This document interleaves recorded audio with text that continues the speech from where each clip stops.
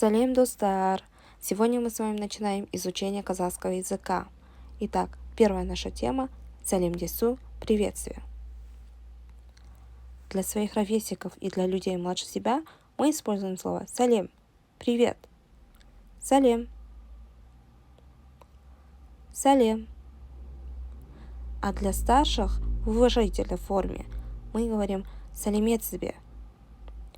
Салимецбе. Салимецбе. А если их несколько людей, тогда салимецдерме.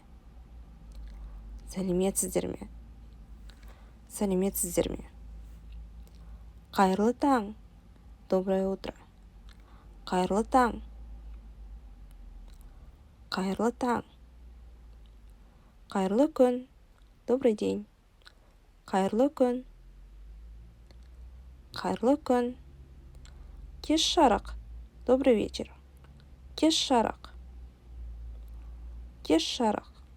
А также вы можете сказать қайырлы кеш. Қайырлы кеш. Қайырлы кеш.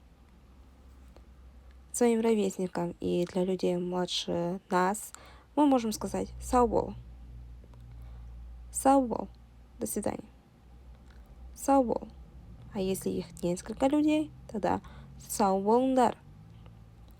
Сау болыңдар. Сау болыңдар. Для старших в уважительной форме мы говорим сау болыңыз. Сау болыңыз. Сау болыңыз.